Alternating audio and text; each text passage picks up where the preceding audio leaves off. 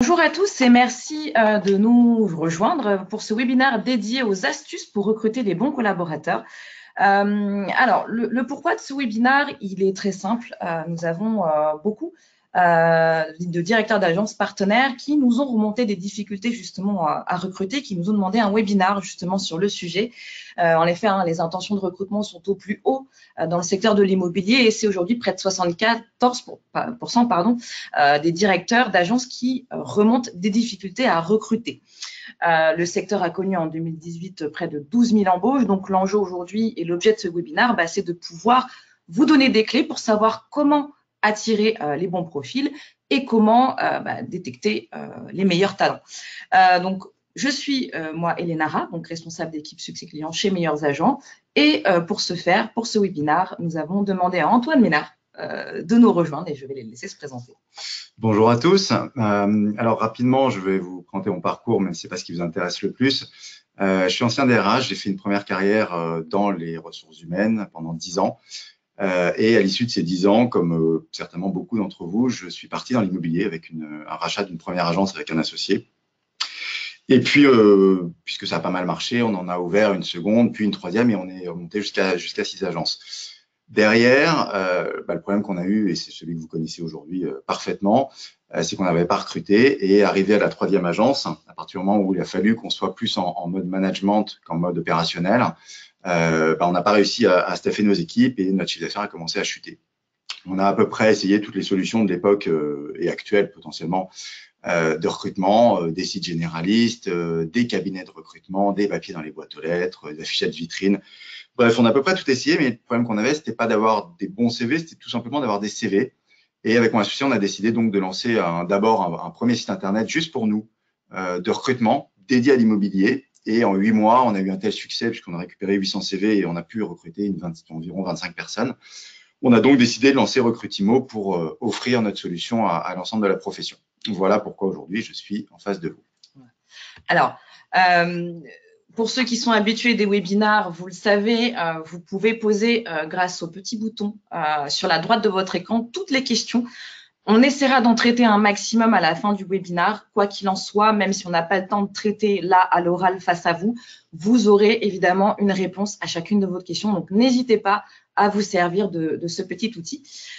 Pour resituer un petit peu, puisque nous avons des agences partenaires, mais pas que, nous avons des gens qui nous connaissent moins. Juste pour repréciser, donc, qui est Meilleurs Agents, notre vocation à nous, c'est d'être un réel pont entre les particuliers et les agents immobiliers. Donc, l'enjeu pour nous, pour les particuliers, c'est de les aider dans leurs projets en clarifiant et en rendant le marché plus transparent.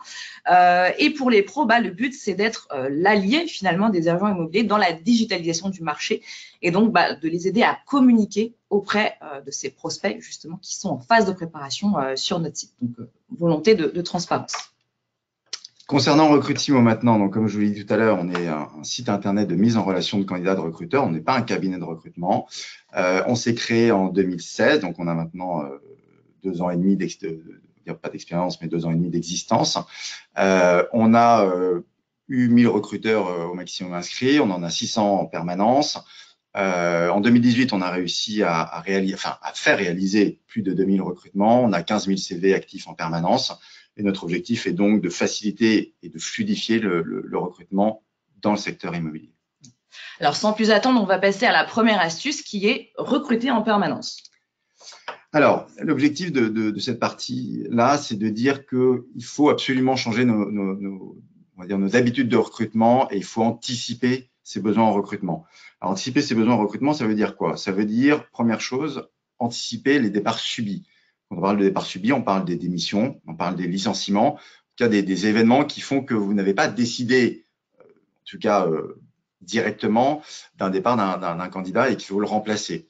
Pourquoi il faut l'anticiper? Parce que le jour où vous avez une démission, par exemple, votre collaborateur vous donne son courrier de démission, très bien. Évidemment, il ne va pas faire son préavis. On sait que c'est des commerciaux et que soit au mieux, ils sont plus impliqués dans leur boulot, au pire, ils commencent à taper dans la base client et voire ils mettent une ambiance détestable dans l'équipe. Donc, autant dire qu'on le fait partir rapidement. Donc, pendant ce temps-là, plus personne. On se réveille, on dit tiens, comment je fais? Alors, est-ce que je passe une annonce? Est-ce que je fais ci? Est-ce que je fais ça? Ça prend déjà du temps à mettre en œuvre. Derrière, on reçoit des CV, il faut recevoir ponctuellement beaucoup de monde. Et derrière, une fois qu'on a pris notre décision d'embaucher quelqu'un, il y a encore le préavis de cette fameuse personne, puis la période d'intégration, autant dire qu'il y a du temps.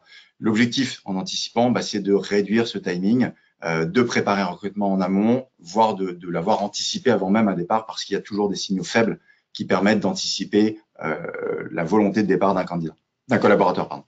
Il y a d'autres cas, je crois, Antoine, où on peut anticiper justement, notamment la baisse de productivité de l'équipe. Voilà, effectivement, on se rend compte aussi que certaines équipes se mettent dans un certain confort. Quand il y a une vraie réussite, comme en ce moment le marché est bon, il peut y avoir une vraie réussite et il y a un confort qui s'installe et une baisse latente du chiffre d'affaires. Le fait de recruter en permanence, ou en tout cas d'être à l'écoute du marché en permanence, permet de dynamiser l'équipe, soit parce que votre équipe voit que vous recevez du monde, donc quelque part on n'est pas irremplaçable, donc on a intérêt à bouger, soit tout simplement en intégrant une nouvelle personne qui va permettre d'apporter du sang neuf, du chiffre d'affaires de plus, des mandats supplémentaires et donc de dynamiser l'équipe en place. Dernier point où on peut anticiper, vous êtes tous des chefs d'entreprise, vous avez tous pour ambition de développer votre chiffre d'affaires, voire de développer le nombre d'établissements que vous avez. Quand vous recrutez en permanence, quand vous recevez des candidats en permanence, l'avantage c'est que vous pouvez trouver des gens intéressants soit pour l'ouverture d'un nouveau point de vente, soit pour pouvoir faire monter quelqu'un dans vos équipes et intégrer tout de suite quelqu'un dans l'équipe qui va compléter votre équipe. Alors, on va vous conseiller du coup de vous doter de 7 outils indispensables du coup pour ce faire. Alors, le premier, c'est des choses toutes bêtes. Vous communiquez régulièrement pour vos agences avec de la prospection papier. On va dire, vous mettez du papier dans les boîtes aux lettres. Profitez-en, vous communiquez peut-être 20 000, 30 000, 40 000 fois auprès de vos clients potentiels, indiquez que vous recrutez. La personne qui l'a dans sa boîte aux lettres peut lui-même chercher un emploi, peut-être a envie de se reconvertir dans l'immobilier, ça va l'intéresser. Ou il connaît peut-être quelqu'un que ça va intéresser, il va lui communiquer le document et vous allez être contacté en direct. Si on reste sur le terrain, de la même façon. De la même façon, quand vous mettez vos panneaux à vendre ou vendus, rien ne vous empêche de mettre une étoile ou quelque chose disant que vous recrutez. Au-delà du fait que vous communiquez sur votre recrutement, c'est aussi la façon de montrer à vos clients que vous dynamisez, que vous êtes dynamique, que votre agence fonctionne, qu'elle se développe. C'est toujours plus positif que de ne pas le faire.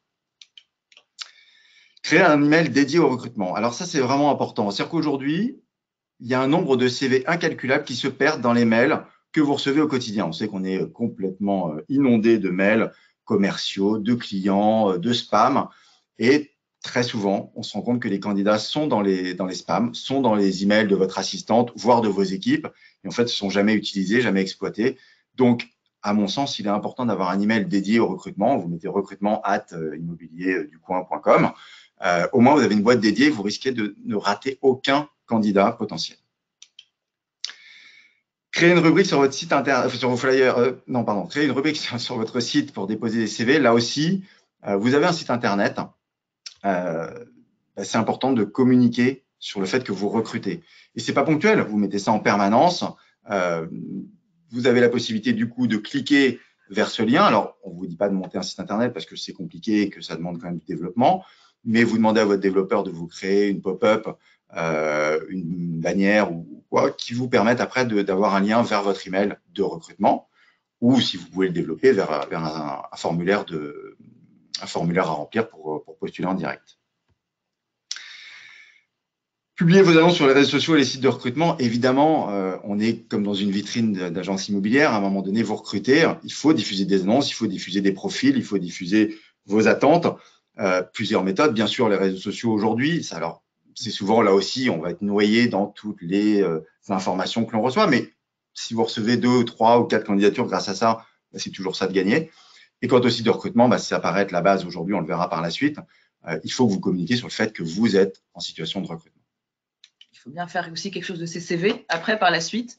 Oui, tout à fait. Il faut aller chercher du CV via l'annonce, mais aujourd'hui, on se rend compte que le marché est tellement tendu que si on poste une annonce et qu'on attend les candidatures, on a déjà perdu un nombre de CV incalculable. Il faut aller en amont chercher des CV, il faut aller à la source. Donc, il faut vous doter d'outils pour récupérer des CV de manière régulière et constante, de manière à pouvoir être vraiment en amont. On est quasiment comme vous le faites pour vos mandats aujourd'hui. Quand il y a potentiellement un mandat à aller chercher, vous êtes extrêmement réactif. On verra qu'il faut l'être également pour les CV. Dernière chose qui me paraît très importante, c'est qu'on est dans un monde digitalisé. Aujourd'hui, il faut communiquer. Il faut absolument que vous ayez une communication RH, de la même façon que vous avez une communication commerciale, il faut une communication RH, une communication sociale.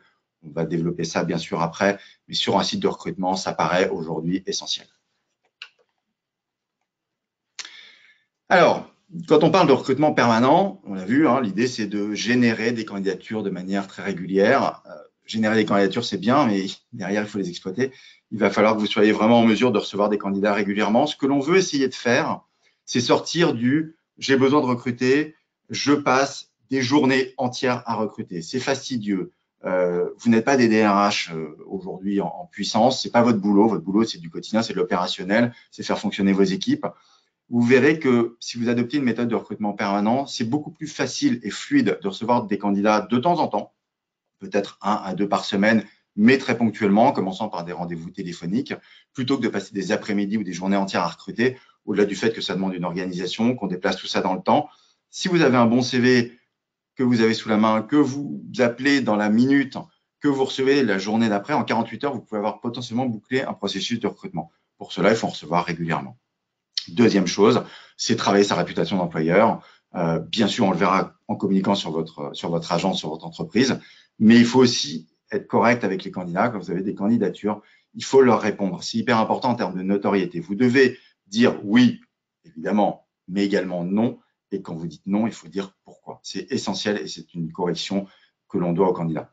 Alors, et je crois aussi que recevoir des candidats régulièrement, ça a aussi un intérêt en termes d'équipe et d'émulation. Oui, c'est ce qu'on disait tout à l'heure quand on voulait contrer, on va dire, la baisse de dynamisme d'une équipe. J'ai des clients chez Recrutimo qui me disent on a recruté grâce à Recrutimo, mais en fait, on garde Recrutimo parce que ça me permet de recevoir des gens régulièrement et de booster l'équipe. Ça leur fait peur de voir que je recrute en permanence. Ils se disent que rien n'est acquis et ils restent très dynamiques. Alors, on a réalisé avec Recrutimo une étude il y a 6 mois maintenant sur les candidats. L'objectif étant de comprendre quels sont leurs profils, quel est leur profil, quels sont leurs comportements, leurs attentes vis-à-vis d'une agence immobilière, ou en tout cas du secteur de l'immobilier en général. Donc, tout au long de ce webinaire, on va vous présenter les résultats de cette étude-là. Ce que l'on peut voir aujourd'hui, c'est que, et ça va dans le sens de ce qu'on va voir juste après en termes de communication sur votre agence, aujourd'hui, près de la moitié des candidats à un poste dans l'immobilier, en tout cas, se renseignent sur l'employeur via un site internet, via Google, avant l'entretien. Donc, ce qui veut dire que quand vous avez un candidat qui vient chez vous, il va savoir un grand nombre de choses sur vous. Il va déjà avoir des a priori. Donc, on va voir que ça va être important de bien communiquer là-dessus. La deuxième chose qu'il faut retenir, c'est que le premier canal aujourd'hui pour trouver un emploi pour un candidat, ce sont les sites d'annonces, les sites de recrutement sur Internet. Alors, on va passer du coup à la deuxième astuce, du coup, qui sera donc de communiquer justement sur donc votre agence immobilière. Alors, on l'a dit aujourd'hui, communiquer sur son entreprise, communiquer sur ses qualités, sur ses succès, ça va être hyper important. On a besoin de se mettre en avant aujourd'hui, c'est essentiel dans le choix d'un candidat pour aller chez vous. On ne peut pas se contenter de dire « moi, je recrute, j'attends, et puis s'ils veulent venir, tant mieux, s'ils ne veulent pas venir, tant pis ». Je vous l'ai dit, le marché est extrêmement tendu. Il va falloir que vous mettiez en avant. Pour faire connaître son agence, sur quoi faut-il communiquer? La première chose, c'est communiquer sur ses valeurs, communiquer sur ses succès, communiquer sur ses ambitions. Vous allez donner de la perspective et de la motivation au candidat si vous êtes capable de dire qui vous êtes, comment vous faites, où est-ce que vous allez. Ça va donner des perspectives de carrière, ça va donner des perspectives sur l'ambiance de travail, ça va donner des perspectives sur votre dynamisme. Et on l'a dit là, l'ambiance va être essentielle et je vais vous expliquer après pourquoi. On va y revenir, mais du coup, alors, on a eu une petite inversion de slide, pardonnez-nous, mais tous les canaux vont être importants justement en termes de communication. On va prendre les exemples qui nous concernent, puisque là, on a vraiment de la matière à vous apporter là-dessus. Alors, concernant Recrutimo, on a, nous, la possibilité, mais on n'est pas les seuls évidemment, de vous offrir une page dédiée à votre entreprise. Ce que l'on veut, c'est ce que je vous ai dit juste avant. On veut que vous puissiez communiquer sur votre activité, sur les métiers que vous proposez et potentiellement les statuts que vous proposez, sur vos valeurs. Quelles sont vos valeurs? Est-ce que votre valeur, c'est l'honnêteté? Est-ce que c'est la transparence? Est-ce que c'est la dynamique commerciale? Chacun a ses propres valeurs. Il faut savoir déjà les identifier soi-même, parce que vous avez beaucoup de points forts et de valeurs que vous ne mettez malheureusement que trop peu en avant. Donc, il faut savoir en prendre conscience, il faut savoir communiquer dessus. Vous pouvez présenter vos équipes. C'est-à-dire qu'à un moment donné, vous mettez des photos de votre équipe qui sont souriantes, qui sont ensemble. Ça démontre qu'il y a une bonne ambiance de travail. Vous pouvez communiquer sur des chiffres, effectivement, sur le nombre d'établissements que vous avez, le nombre de ventes que vous faites. Aujourd'hui, moi, si je suis commercial et que je vois que sur telle société, ils font 50 ventes alors que l'autre n'en fait que 20, à un moment donné, je vais peut-être choisir celle qui fait 50, ça paraît plus dynamique. Et puis, ça vous permet surtout de communiquer sur toutes les offres d'emploi que vous avez en direct. Et pour meilleurs agents, alors ça peut paraître un petit peu bizarre, mais pour beaucoup de partenaires, vous le voyez dans vos boîtes de réception, parfois des CV arrivent, que ce soit des alternants ou des gens voilà, qui souhaitent s'insérer durablement dans le domaine. Les boîtes de réception sont des moyens aussi pour certains candidats de vous contacter. Donc c'est bien là le signe aussi que finalement, ils vont prêter attention à tous ces détails, à ce que vous allez pouvoir afficher sur votre vitrine. Ça peut passer par effectivement les ventes que vous affichez pour jauger un petit peu le dynamisme. Les équipes aussi également, puisqu'on vous pousse fortement à les mettre en avant, mais aussi les avis clients, par exemple, qui peuvent être tout simplement un signe très, très fort de la manière dont vous gérez votre relation client et de la perception qu'ont vos clients de votre façon de travailler. Donc, en fait, c'est un petit peu comme les vendeurs qui prennent tout plein de sources pour se renseigner sur le professionnel à qui vont faire appel. Là, le candidat va être un peu dans la même situation. Internet, on le sait, ça se digitalise, tout se digitalise aujourd'hui, c'est une source d'information énorme et donc chaque support sur lequel vous allez pouvoir être présent va être pour les candidats également une mine d'informations sur votre esprit, vos valeurs, comme le disait Antoine, et tout ce que vous êtes et tout ce que vous représentez. Et il va aussi, par ce biais-là, pouvoir se projeter ou pas en fonction de sa personnalité vers vous et avoir envie de postuler. Alors, Antoine, parce qu'on est un petit peu, l'inversion slide, on revient, on est bon et on passe. Alors, de la même façon que finalement vous avez des sites de recrutement sur lesquels il faut communiquer, meilleurs agents qui apportent un dynamisme commercial, je vous engage aussi à communiquer sur tous vos réseaux sociaux dès qu'il y a le moindre événement. Votre site internet évidemment, mais vous faites un Noël avec votre équipe, communiquez dessus. Vous avez un événement commercial spécifique, communiquez dessus. Vous partez en voyage avec vos équipes, communiquez dessus. Montrez à votre candidat que s'il vient chez vous, il va profiter de tout ce que vous faites de bien dans votre agence, de toute la dynamique commerciale, de toute la dynamique d'ambiance. Ça va être important. Et donc, les réseaux sociaux s'y prêtent parfaitement parce que c'est facile à mettre. Vous prenez une photo, vous la mettez, un petit hashtag, tout va bien. Mais voilà, multipliez la communication autour de ce que vous faites, de ce que vous savez faire et comment vous gérez vos équipes. Les conseils, évidemment. Alors, le conseil, c'est simple. C'est, encore une fois, on l'a dit, le marché est extrêmement tendu. Et très clairement, un candidat à rémunération égale, et c'est du bon sens, il va choisir celle où il y a une bonne ambiance de travail, celle où il pense qu'il va pouvoir s'épanouir en tant qu'humain, on va dire, en tant que personne, autant qu'en termes de travail. Alors là, il y a quand même un point important parce que c'est aussi beaucoup de choses qui remontent justement quant à la rémunération d'un négociateur. Il y a quand même souvent l'enjeu de statut salarié et statut indépendant. Alors, tout à fait. Ça, c'est un vrai sujet. Aujourd'hui, ce qu'on constate chez Recrutimo, c'est que 50% des agents immobiliers recrutent des indépendants et 50% des salariés. Dans notre étude candidat, on remarque aussi que 50% des gens sont prêts à être indépendants et 50% ne le sont pas. Donc, 50% de salariés. Donc, sur le principe, ça correspond, ça match. La réalité, c'est que quand un candidat s'inscrit sur un site Internet, il va cliquer salarié. Pourquoi ? Tout simplement parce que c'est le mode classique français de travail et d'embauche et que même si aujourd'hui on voit apparaître pas mal de choses où on parle d'indépendant, c'est encore pas dans les mœurs. Il y a un vrai sujet, c'est que en fait aujourd'hui on ne sait pas communiquer sur le statut d'indépendant. On se dit je veux recruter un agent commercial, très bien, super, mais dites-vous qu'en face de vous, vous avez un candidat qui ne sait pas de quoi on parle. Il ne sait pas quel est le statut, que ça représente en termes de rémunération, que ça représente en termes de démarche administrative pour devenir indépendant. Tout ça, vous le savez, vous savez que c'est simple, vous savez que votre collaborateur potentiellement va gagner plus, mais très souvent, on oublie de l'expliquer. Voire, on n'appelle même pas la personne parce qu'à partir du moment où il a dit qu'il voulait être salarié, on considère qu'il ne sera jamais indépendant. La réalité est tout autre. Comme vous devez savoir vendre votre entreprise, vous devez savoir vendre un statut. Donc, lorsque vous avez un candidat en face de vous et que vous voulez absolument l'embaucher en tant qu'indépendant, prenez le temps d'expliquer la rémunération, en quoi elle est bien meilleure que celle d'un salarié. Prenez le temps d'expliquer quel est le statut d'indépendant et prenez le temps d'être pédagogue et d'expliquer comment faire en termes de procédure administrative pour être indépendant. C'est très simple, encore faut-il l'expliquer. Parce qu'un candidat qui se dit qu'il veut être salarié, Si vous lui dites « deviens indépendant », pour lui, c'est un monceau administratif et jamais il ira. Donc, c'est votre rôle de l'amener à comprendre que c'est son intérêt d'être indépendant. Quand même, dernière petite chose, lorsque vous avez des bons candidats, je pense que ça vaut le coup de se poser la question de savoir s'il ne faut pas l'intégrer en salarié, s'il veut absolument être salarié, parce qu'un bon candidat, de toute façon, il vous rapportera du chiffre d'affaires. Et de lui-même, s'il est bon, il finira peut-être même par le demander, ce statut indépendant. Donc oui, ça s'envisage.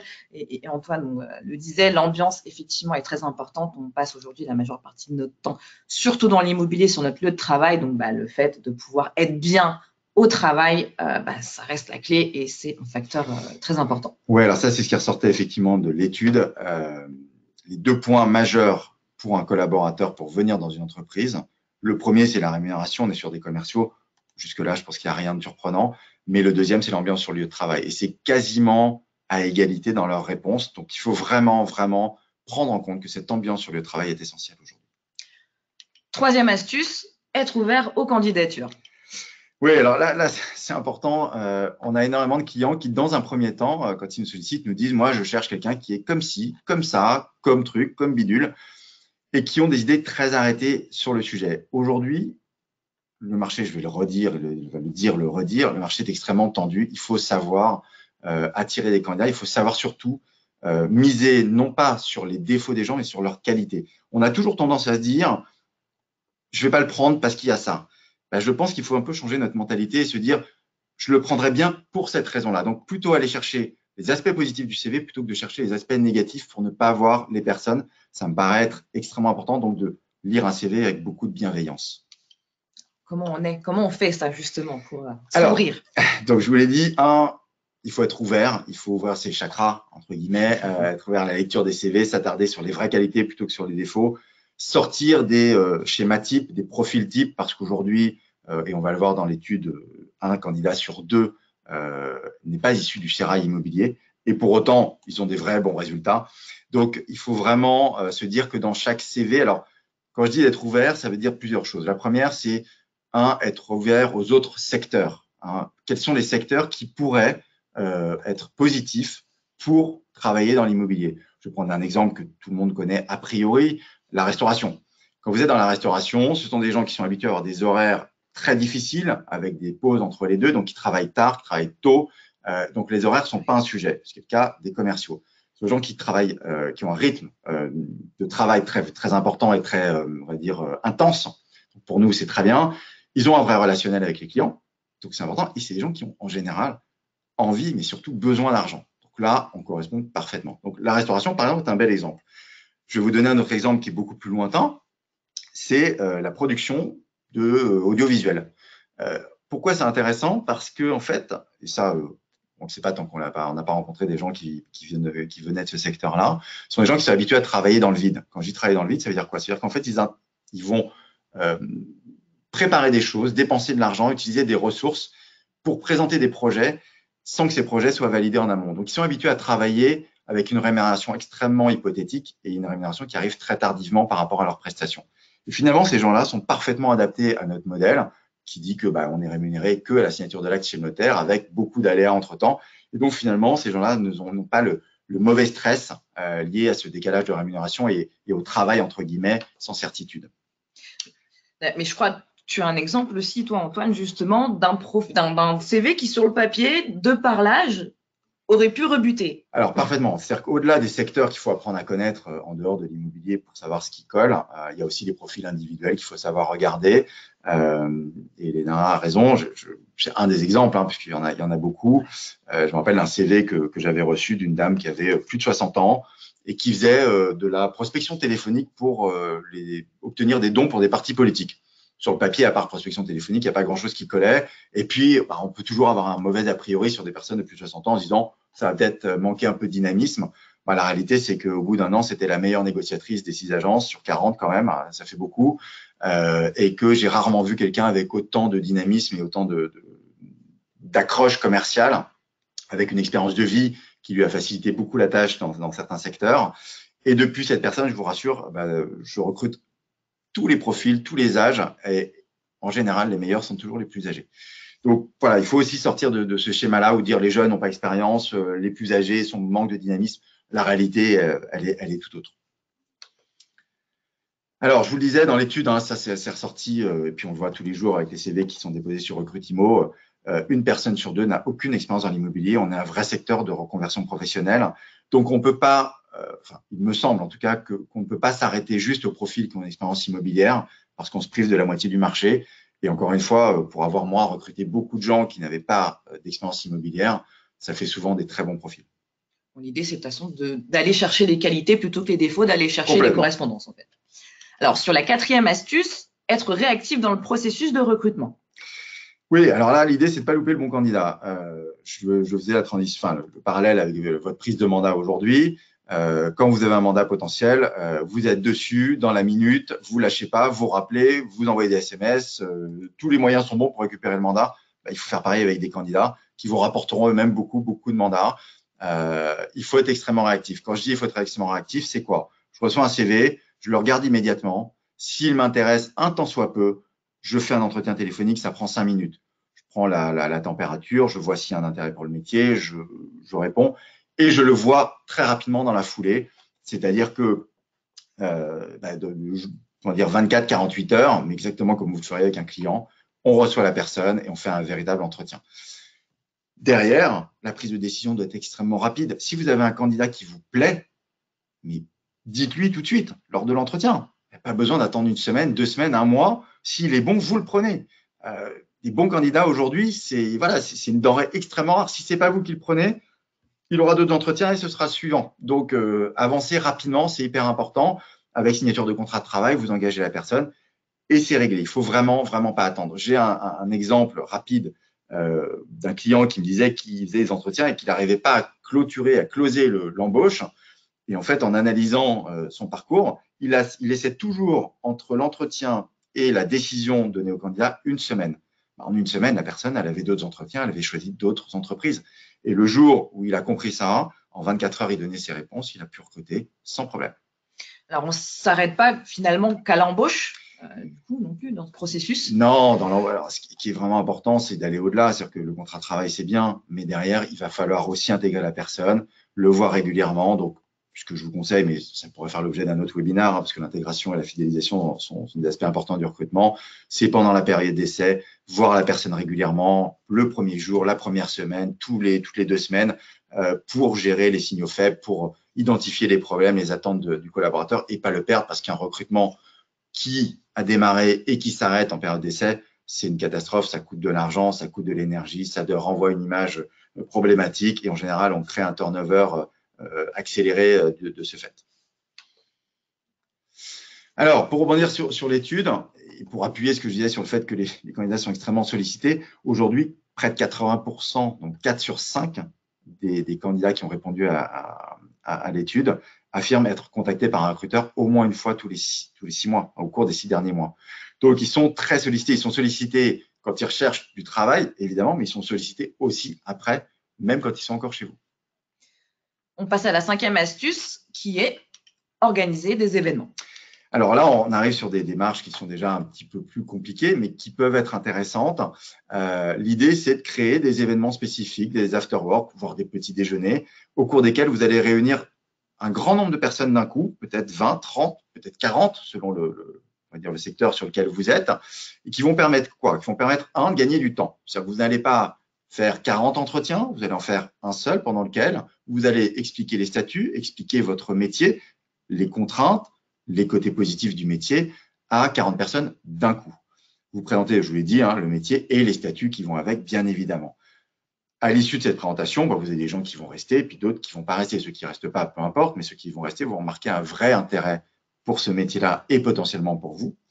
Et derrière, ça vous permet d'avoir des entretiens qui sont informels, donc qui vont pouvoir partir sur non pas les compétences techniques, ce sera l'objet d'un entretien supplémentaire ou une validation supplémentaire, mais sur ce qu'on appelle les soft skills, c'est-à-dire les compétences personnelles, les compétences humaines, qui vont permettre de mieux connaître des candidats dans un schéma un peu débridé, où on est plus à l'aise et où finalement, on laisse libre cours à sa parole de manière un peu plus simple et un peu plus naturelle.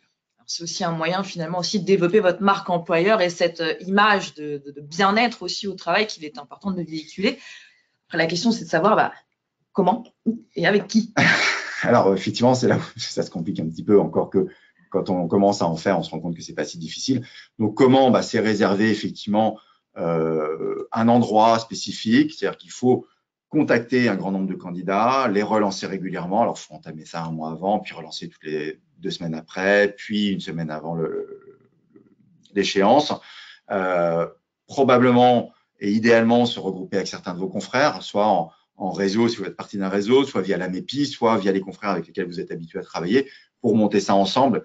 Et tout le monde a des besoins de recrutement, donc autant mettre vos moyens en rapport. Faire venir vos équipes, parce que c'est important aussi que vos équipes voient potentiellement les collaborateurs avec qui ils vont être amenés à travailler et que surtout les candidats voient vos équipes et les rencontrent et se disent que dans votre entreprise, c'est super, il y a une bonne ambiance, les gens ont l'air sympas. Ou vous avez probablement autour de chez vous un bar sympa dans lequel vous avez l'habitude d'aller ou un restaurant, ce qui pourrait vous aider à organiser ça de manière non pas gratuite évidemment, mais en tout cas sympathique. Et avec qui, je viens de le dire, c'est intégrer vos équipes là, dans ce genre de schéma. Ça leur fera du bien de sortir, ils seront contents d'être mis en avant, et puis ça vous fera on va dire un miroir supplémentaire pour identifier les candidats. Voilà. Ou ça peut être votre agence si elle est suffisamment grande, d'ailleurs. Si vous avez une grande agence et que vous pouvez le faire chez vous, autant le faire chez vous, évidemment. En effet. Et le format After Work, l'avantage, c'est quand même que ça vous permet aussi de toucher les gens qui seraient éventuellement encore en poste. Exactement. Voilà. Alors, bon, on l'a dit, on va pas le redire, mais c'est un bon moyen de détecter les compétences humaines et personnelles des candidats qui vont se laisser aller un peu plus dans la discussion. C'est l'occasion de prendre des photos de ces événements et de les partager sur les réseaux sociaux. Donc, on engage cette communication autour de vos valeurs et de votre ambiance dans le travail. Et puis, c'est vrai qu'on l'a pas dit jusque-là, mais Pôle emploi a toujours une mauvaise réputation aux yeux des gens. Pour autant, c'est quand même un vrai cheptel de candidatures. Donc, je pense qu'il est dommage de se priver de Pôle emploi, même si globalement on en est peu satisfait. Si demain vous recrutez quelqu'un grâce à Pôle emploi, ce sera toujours ça de gagner. Une émission locale aussi éventuellement, relayer finalement tous les organismes qui peuvent vous aider à générer de la candidature. Voilà, ce ne sera pas du 100% gagnant comme le disait Antoine, mais peut-être que la pépite se cache là. Donc autant profiter de ces événements-là pour drainer un maximum de participation. Alors, pour revenir sur l'étude, enfin, ce que les candidats déclarent comme étant les compétences recherchées par vous, employeur du secteur immobilier, c'est 1, la capacité d'adaptation, 2, le sens du relationnel et 3, la productivité. Il me semble qu'il tombe assez juste sur les profils dont on a besoin dans l'immobilier.